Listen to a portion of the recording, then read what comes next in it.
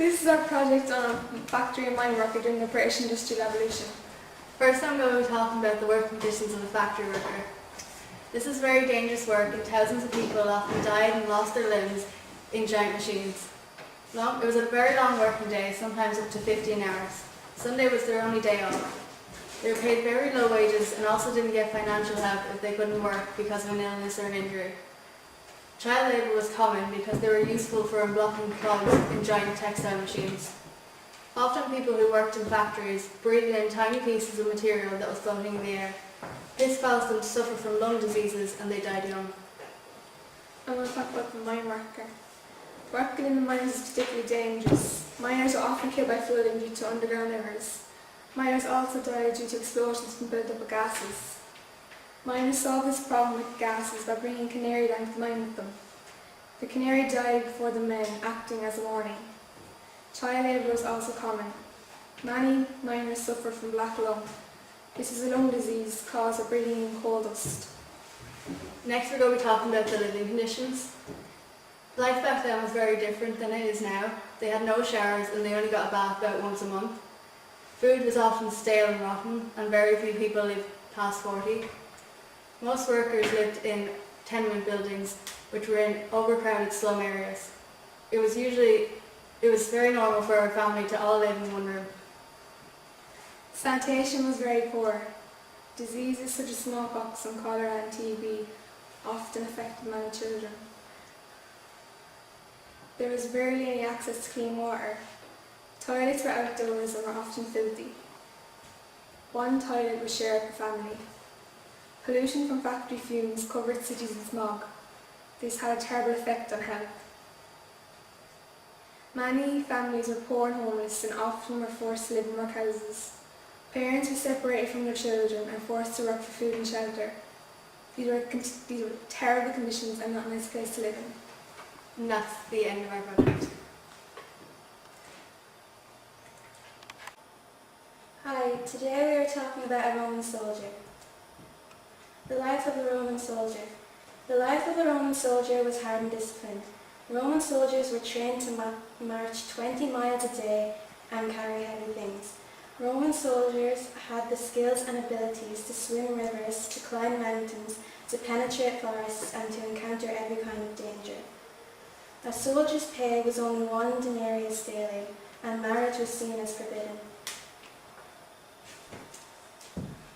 What they wore. List of Roman soldiers' clothing. The basic items of a Roman soldier's clothing with some of their Latin names are detailed in the following list.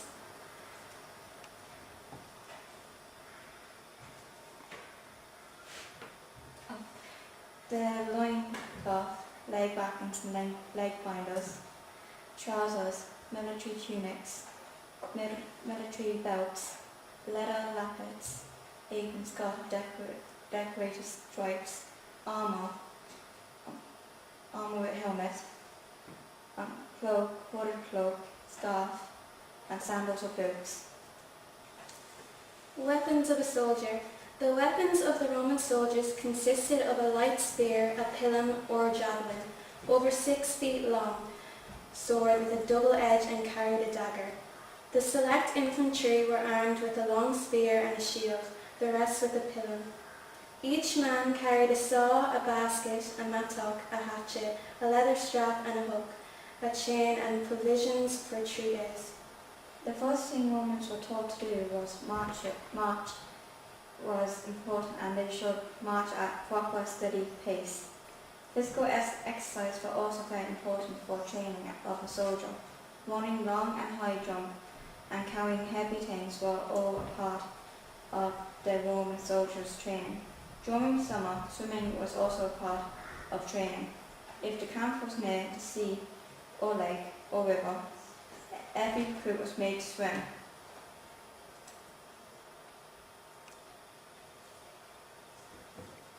Free time. Roman soldiers hardly had any spare time, but they were known to gamble away and attend brothels when in cities because Roman soldiers were not allowed to get married. For the most part, they took care of their own personal needs, washing, cooking, etc., and carried out their duties, training, drills, guard duty, upkeep of army camp, etc. Thank you for watching this slideshow. Hope you enjoyed it.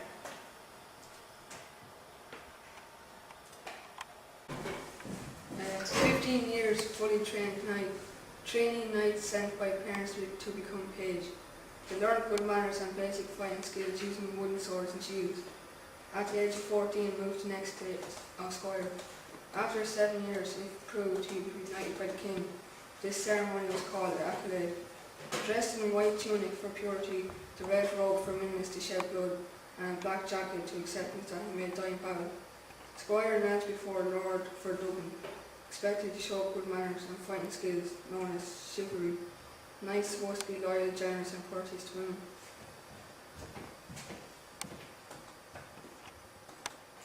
Knights wore heavy armour, used chainmail, thousands of small irons linked together. They began to wear plate armour, metal suit. They wore a helmet. They also wore gauntlets, metal gloves. They kept fit by taking part in tournaments. Took part in mock battles called melees. Jousting was a popular sport. Two knights charged on horseback at each other on either side of a fence called a tillet. The aim was to knock the opponent off their suit using a lance, a large wooden pole. Yeah, too early. Okay, well, yeah.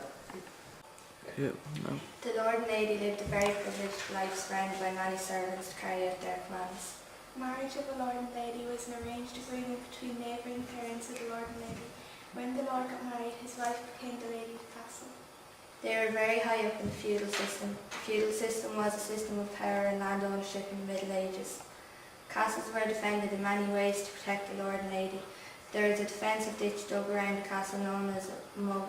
There were slits cut in the wall to allow archers to shoot attackers that were known as arrow slits. There are two types of castles in the Middle Ages, known as motte and bailey and stone castles.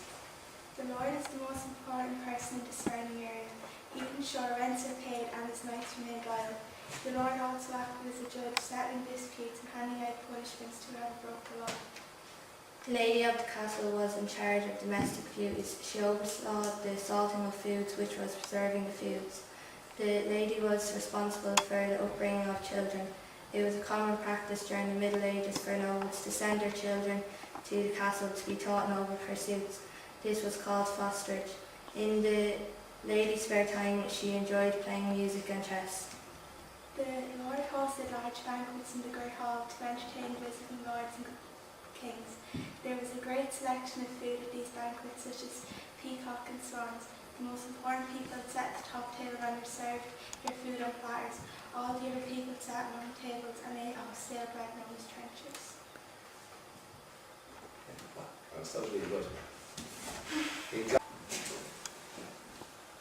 Many people think Celts came from Ireland and Scotland, but the earliest Celtic civilization is from 1200 BC in Austria. The origin of the Celts is actually from Germany, Switzerland and Austria. The Celts lived in a various variety of settlements. Some of these include hill forts, spring forts, crannogs and promontory forts. This is my house. The roof is made of straw, grass and dirt. The inside doesn't have much, but it has a fire to cook and keep us warm, and our beds are made from straw. In the society of the Iron Age Celts, the nobles were landowners. They were warrior leaders. The nobles had slaves occasionally, but these were people captured in war. Most of the work was done by the peasants, and that was left to nobles lots of free time. For livestock, Celtic farmers relied on sheep, cattle and pigs. Sheep were kept for their wool to make clothes, and cattle, a now extinct variety known as the Celtic Shorthorn, were quite small compared to modern cattle. They were bred to be powerful oxen for pulling ploughs and heavy wagons. The horses, mostly ponies, were raised for light, drought work and for war rather than for heavy tasks. Plants, vegetables, e.g. leeks, onions, turnips, parsnips and carrots, walnuts, e.g. hazelnuts and walnuts, berries, gooseberries, blackberries and blueberries, grains to make bread and also porridge, herbs, fennel, common, sorrel, wild garlic, parsley leaves, e.g. nettles and spinach. Animals, wild animals, deer, wild boar, fox, beaver and bear, fish, trout, mackerel and salmon, domesticated animals, chicken, goat, sheep and pigs, eggs from hens and wild bird eggs. Some of their religious ceremonies were Samhain, Inbok, Bealtaine and Lunasa. Celtic people, the Celts believed that demons and spirits were everywhere. They believed the omens and portents were everywhere. They counted on their priests and the druids to keep them safe from trouble. The druids were responsible for all religious rituals because the only person who could talk to God was a druid. Celtic women were distinct in the ancient world for the life, liberty and rights they enjoyed and the position they held in society compared to their counterparts in Greek, Roman and other ancient societies. They were allowed much freedom of activity and protection under the law. The Iron Age Celts were nevertheless I don't know what that was. Armour. The Celts wore trousers, tunics and cloaks into battle. As time went on, some fought protected by a type of bronze plate, but it is possible they also used a type of chainmail weapons. The Celts' favourite weapon was the spear. Their second favourite weapon was a sword, which was 20 to 22 inches in length. Stop ready up.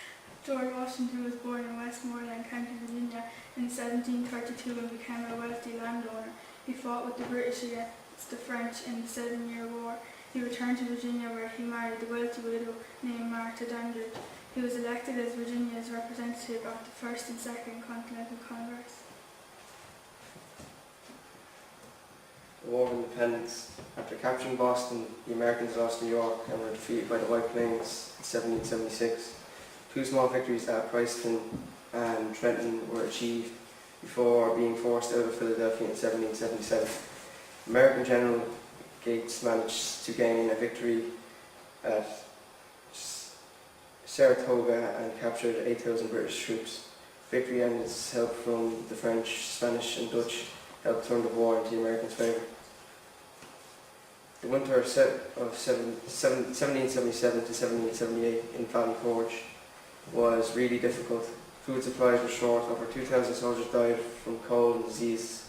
A Prussian army officer from Germany called Friedrich von Steuben helped to teach the soldiers and made them a more disciplined army. Washington embarrassed himself with his troops by remaining in camp and suffering the conditions alongside his men.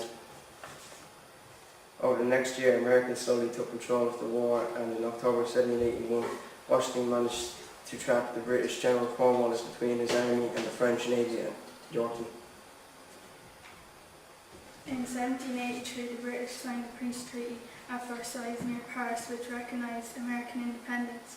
Washington returned back to his estate in Virginia, but was asked to become the first president of the newly planned United States of America in 1789. He moved to the new capital and oversaw the building of the White House.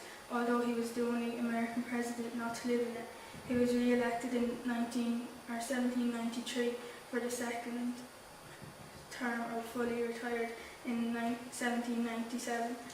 Washington died in Virginia in 1799. Okay. Good God, good lad. Well done. Good done. Right, I think you're just getting out of jail.